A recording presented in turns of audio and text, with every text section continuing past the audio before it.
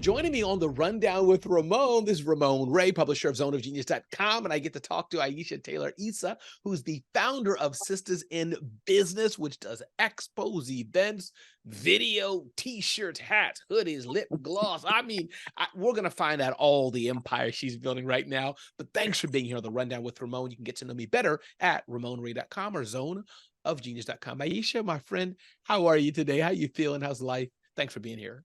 I'm well, Ramon. Thank you so much for having me. Always a pleasure to be in your presence, whether in person or virtually. And so I'm excited to chat with you. Thank you for having me.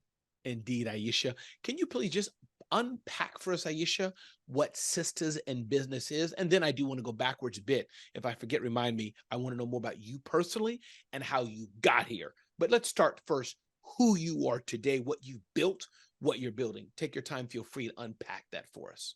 Sure. So, Sisters in Business Expo is the country's only multi-city small business expo and community created specifically to celebrate and educate entrepreneurial women of color. We do that through a variety of ways. First, through our expos or our, large-scale trade shows or small business expos, as you have it, which we host in several cities around the country, where we bring together hundreds of vendors, speakers, panelists, experts, entertainment, all for these high impact and high energy days created to celebrate and educate entrepreneur women of color.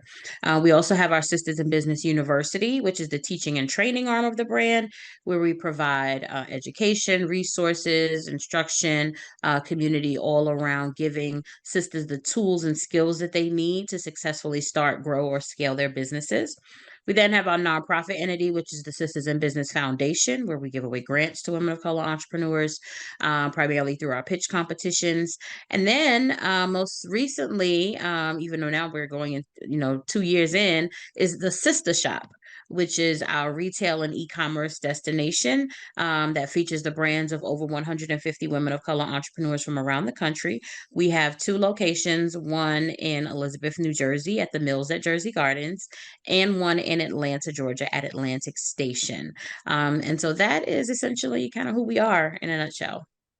Can I just tell you, Aisha, how proud I am of you? I don't know why. I mean, I know why, but I just, when I hear it, my heart's so endearing. I've been to the mall. I was like, I, I know a real person. I can touch somebody who has a shop in the mall most of the time. We just know Nike or whatever it may be. So Right. good for you, Aisha. Who is this for? Talk to the ladies, to the women who are listening to this. Who is this for? What kind of mindset should they have or should not? Maybe that's the wrong question. Who are you talking to? Who would you say, Ramon? No, we're probably not a fit for them. Or is it all? Talk to the Zone of Genius, to Rundown with Ramon Mhm. audience. Who is the woman you're like, if this is you, you need to dive all into the Sisters in Business ecosystem. Who's it for? Mhm. So it's for my sisters. It's for women of color who look like me, who have the same experiences like me, who have a desire and an interest to be an entrepreneur, whether they are just starting out and need help, navigating the process of becoming an entrepreneur, or are already an established entrepreneur, but are looking for support and help in growing their business and their brand. That is who this is for. On our event side, it's also for those who like to support Black women in business. So if you just love to shop with brands by women of color and love to be in spaces where Black women are celebrated and uplifted, then this is for you too. So you don't have to be an entrepreneur to come to our events. You just have to love them and want to support them. So. I love that you said two-part. It is for the entrepreneur herself who wants Mhm. to grow and is in the struggle of entrepreneurship and the Mhm. success too, and Right. or vendor agnostic, ideally, who's like, I want to make money from this community. I want them to buy my stuff. People can invest with Sisters in Business and be a sponsor, vendor, whatever it is, if I'm hearing correctly, and Mhm. and serve the audience. Is that a fair statement? Right, or just those in the community who like to support and shop with Oh, I see. brands by Yes, women yes, of yes. color. Got it. So who love great energy, good vibes, and great finds, and want to be intentional about where they're spending their dollars. So there's the corporate support side, but then Got there's it. also the everyday consumer who wants to support and shop intentionally with brands by women of color. Got it. So when Ramon Ray's looking for his next pair of socks, when my wife is looking for a new bag, she can just come by the Sisters in Business ecosystem and Exactly. shop around. Exactly. I love it. Aisha, talk to us about yourself and anything about your background, who you are, who you're not, who you are. Tell us about Mhm. you. And leading into, how did you get here? Walk us through a few milestones. Where were you 3 years ago? Where were you 10 years ago, 15 years, whatever, a Mhm. few of those jumps of what led you there Yeah. and a bit about who you are.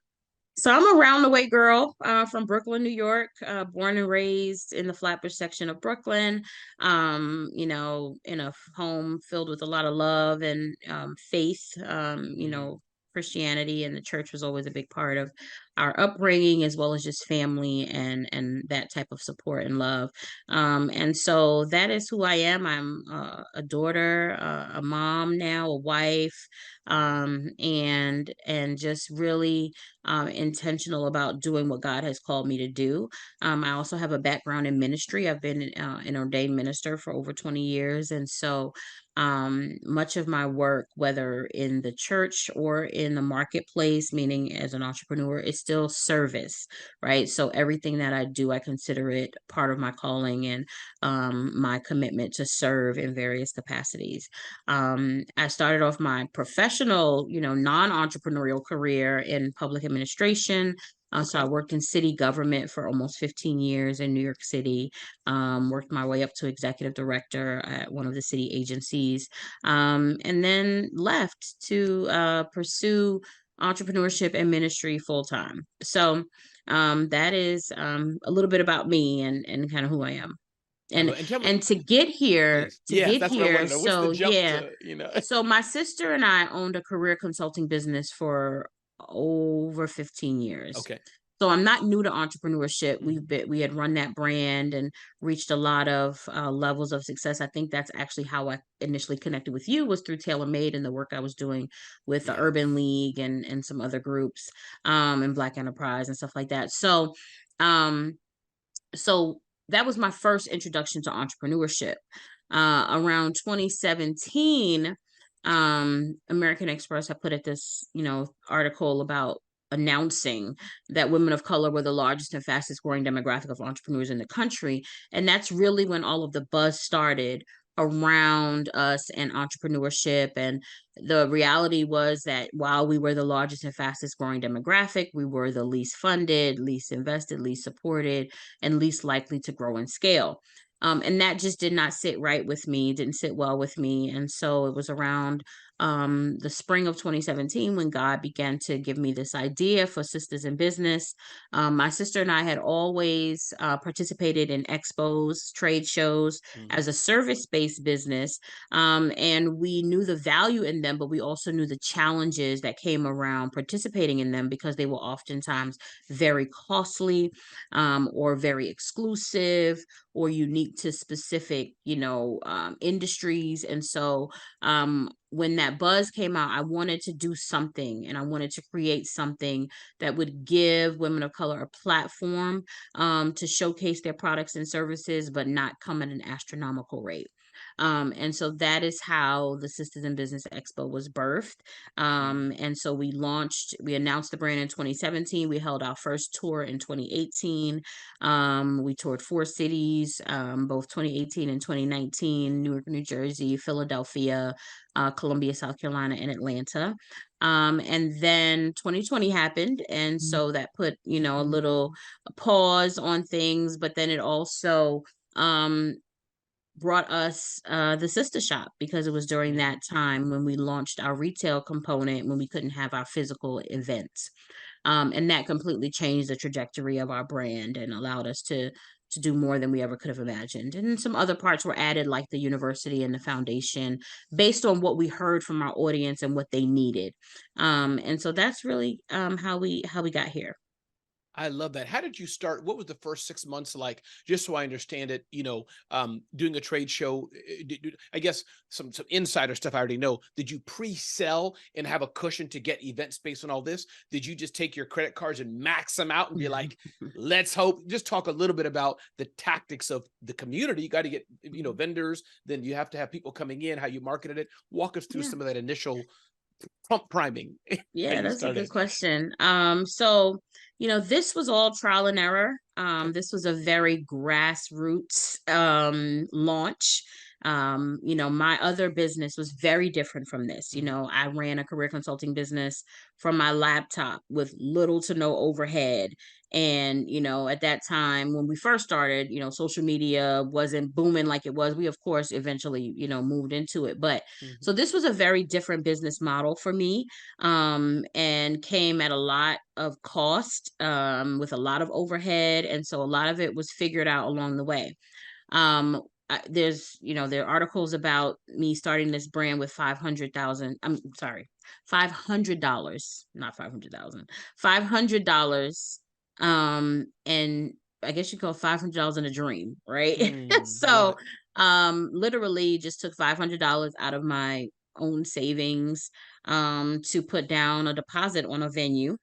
At that time, I was able to do that. Now you can't get anything with $500 deposit, but was able to secure a venue, and then the rest was literally just putting together a strategy for marketing. We were heavy into social media. I was heavy into the streets. Like, I literally was out in the streets, in the Mhm. communities, talking to people. I went to every event I possibly could, every engagement or any opportunity I had where I knew there would be a lot of Black women. I was there, to talk about this and what we were trying to do. And it was always well received. And so when we finally announced that we were opening it up for vendor applications, we sold out in the first 6 weeks.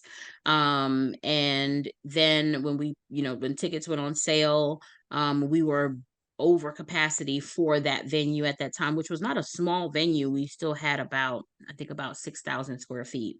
And so, yeah, it was a lot of grassroots, a lot of hitting the pavement. We had folks out, passing out flyers, posting flyers, in addition to what we were doing on social media. And the most, I believe, kind of just assuring part or reassuring part of this was the response that we got from our sisters, that Mm. they were on board immediately, that they trusted us, and we did not take that lightly. And so that is why we do everything we can to operate in excellence. Oh, I love it. Everything we can to operate excellence. And you do it, Aisha. I've been able to Mhm. observe your journey and see how you roll. And it is beautiful, beautiful, beautiful. What I feel to do is to play a game with you right now, Aisha. I feel Okay. we're going to play a game. I'm going to be this small business owner. I'm going to throw some questions at you and get your feedback. We can do it together. It's not a gotcha time, just so you know. I know it's Okay. not, but just to, and then see how you like this, see where you want to take this. Okay, Aisha. My family. So I'm a business owner. Back, maybe I'm a Black woman business owner. Aisha, I've been trying to get my knitting business started. My family doesn't support me. My dad and mom say I should go to college, get a traditional degree, and business owners just for Shark Tank. It's just for other people that I should help the family. That I can't do it. That I have no support. Aisha, everybody in my family is doctors or lawyers and goes to a gleaming tall office building every day. And my dad's saying, "What are you doing on a laptop in your room? What are you doing going to the expo trying to learn?"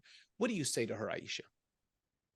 So first of all, I say to her that, what she believes she's been called to do, is important and valuable and needed, and that it really is a matter of finding your people, right? So sometimes we think that our family, or our bloodline, or the people in closest proximity to us will be our support system, and unfortunately, sometimes they are not. And so what you then have to do is be intentional about finding your people. There are enough examples out here of successful Black women entrepreneurs. And so, there should be no question that it's possible. The Mm, question is just, how do I get there? Right. And so finding your people, and by your people, I mean others who will encourage you, support you, coach you along the way, or just provide that courage, or that reassurance that you can do this. And that's what you have to be intentional about. So, they say you can't, beat a dead horse, or whatever the term is, right? mm, But you don't want to waste time trying to get support from people who have made it clear that they're not going to support you, and rather use that energy, to focus on building what you've been called to build and connecting with people who are on the same path or who are willing to support you. And they are out there. There is no question about that. And that's why we have to be intentional about how we spend our time, how we spend our resources, where we go, the types of events that we participate in, because your people out there, you just got to find them. And when you find them, you're good to go, right? Because what you're creating is much needed, and it's just a matter of getting it in front of the right people. I love it. And Aisha, I have a habit of throwing 37,000 questions in one breath. I know you can handle it, so feel free to answer whatever you like. Mm-hmm. Another question, Aisha, to get everybody. By the way, Aisha, feel free to one more time give us your full name, name of your company, the website we can reach you. Please tell us one more time that. I like to do that several times in my interviews, but one more time, promote yourself and Sistahs in Business Expo, please. Sure. Aisha Taylor Issah, Sistahs in Business Expo is the brand. Our website is sibexpo.us, and that's SIB like Sister in Business. So sibexpo.us, and on all platforms, we're at SIB Expo. I love it. Again, if you're hearing this interview, please definitely share it. Let people know they have a home in Aisha's business. More so, it's even bigger than that. Sistahs in Business Expo, they have a home there as well. So, Aisha, another question here. I have an idea for an app. I need funding for it. Mark Zuckerberg got funding, Elon Musk got funding, and Jimmy Kimmel got funding. So I'm looking for an investor because I can't start my business without an investor. This is what I'm reading. Everybody got funding, so I got to get mine. Aisha, what do you say to me? And again, you may have 10 questions about it, but just play with me here. I need an Yeah. investor to do my app. I need an investor before I get my empanada food truck started. What do you say, Aisha? Well, first of all, you have to do the work, right? So it's easy to say I need an investor, but the reality is you have to be prepared for an investor. And That. so we have to do the pre-work, right, to prepare ourselves to even have those conversations, right? What are you bringing to the table, right? Is it just an idea, or have you done any research? Have you done any prep work? Have you secured at least your domain? You don't need an investor for that. That costs $15, right? Like, have you secured all of your social media real estate? Have you built out a landing page? Have you done proof of concept? Have you tested the market? Like, what have you done to even begin to have this conversation with an investor? And so that would be my first recourse is to ask the question and to press and push people to be prepared, right? Because a lot of times we want opportunities, but are we ready for them? Are we prepared for them? And so investors want to know that they're not only the one who's going to invest in your business, but have you invested in it at all? What investments have you made, whether through time, talent, or resource, to position yourself to be ready to take on some external support? So that would be my initial response to that. I love that. That's powerful. Another question, and then I'll see, Aisha, if these prompt anything that tips or anything you want to give. This is a great discussion. Again, I'm saying things, Aisha, that I've heard, that I've gone through my own family, Mm-hmm. that people have said. Aisha, the reason my business is not growing is because men in general are keeping me down. That this is a man's world. And it's rough. It's just that I can't do it. It's men, or you don't know what it's like, Aisha, to be a Black woman. I'm talking to you, so wrong person to tell it to, but you get where I'm Mm-hmm. going. Like, no, it's racism. It's this. They didn't like me. It's too hard, Mm-hmm. Aisha. Blah blah blah. So, and again, to be clear, everybody, I'm not talking light of it. Ramon Mm-hmm. talks in a Mm-hmm. humorous way. These are real issues. But Aisha, what do you say to that woman who says, "Hey, it's because of men, or because of just I'm Black and it's just too hard, and you don't know what the journey I've been through. People keep me down, keep me down." What do you say, Aisha? So if it was a day when I didn't have a whole lot of patience and I didn't really want to hear any pity parties, I would say, well, go get a job, right? Good point. Go get a job, because entrepreneurship is not for you, right? Like, if you go into it with that mindset, because the reality is those challenges exist in every area of life, right? Like, women and Black women are always going to be um the most enfranchised, or the most discriminated group. That was the term I was looking for. We Sure, are sure. the most discriminated group, period. In any demographic comparison, right? And so that is not going to change. We can't change who we are, right? But what we can change is our perspective, and we can change the effort and the work that we do. And so if you just don't feel like being bothered with the work that's required, then go get a job. But if you are committed to being an entrepreneur, and you want to rise against and above these barriers, then first of all, you have to go into it with your head held high, knowing that I don't want to cuss, but Black women been this forever, right? Like, we've been holding it down. We've been that girl, like, we are the creators of this entire world, right? And Mhm. so you have to go into it with that type of confidence, and understand that people are the reason why you're facing these barriers, because people are intimidated by your greatness, right? And then just understand that, yes, you might have to prove yourself more than someone else. You might have to work a little harder than someone else. It's unfortunate, but it is our reality, and none of those things can or will stop us from reaching our potential if we're willing to do the work and won't quit. Like I said before, there are enough examples of women, Black women, who have reached immeasurable success as entrepreneurs, and if they can do it, so can you. There's nothing different about them. And so what you then have to realize is, how can I overcome these challenges? Because two things are not going to change. I'm not changing my gender, and I'm not changing my race. So I'm going to always be a Black woman. And so I'm either going to take that with me and use that as the motivation and the confidence I need to do my best work, or I'm going to just decide I'm not up for it. And, Yes, yes. It's funny, Aisha. A client of mine, I don't know if you've been to those conversations, but I'll just tell you the end of the story that he was trying to say. He was trying to say, Ramon, you're a Black guy. I love your style. That's what he wanted to say, but Mhm. he didn't know how to say it that way. He was stuttering a bit. He was like, Ramon, I like you.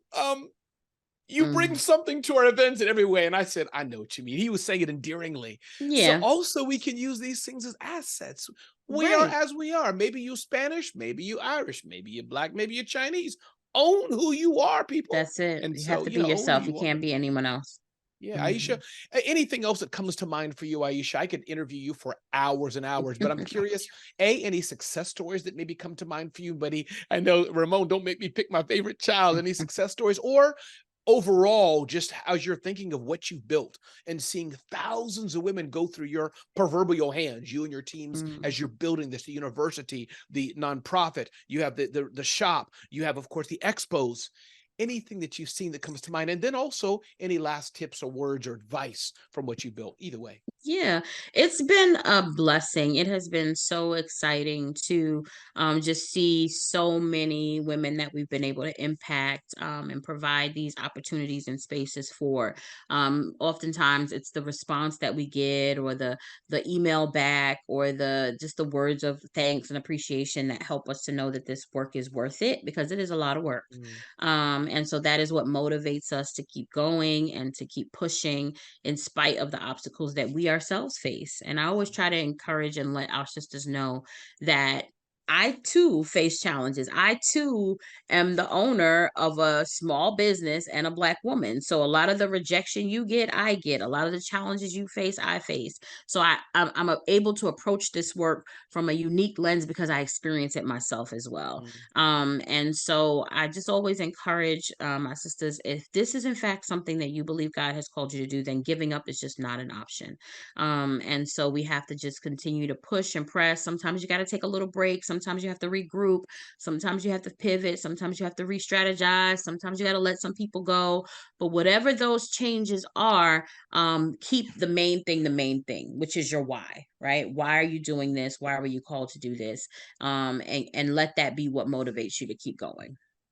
I love it. Everybody, this has been my friend Aisha Taylor Issah, founder of Sistahs in Business Expo. You can just Google them, find them on all the platforms. Definitely check out the university, check out the nonprofit, see if your items could possibly be in one of their stores. And definitely all of us should attend the Sistahs in Business Expo. Aisha, it's been a pleasure having you here. My name is Ramon Ray, publisher of zoneofgenius.com. You can get to know me better at zoneofgenius.com or ramonray.com. Aisha, I appreciate you being here today. Be Thank blessed. you, Ramon. I meant to add one Please thing. go for it. We Yes. have some major things happening this And I should holiday have asked you. season.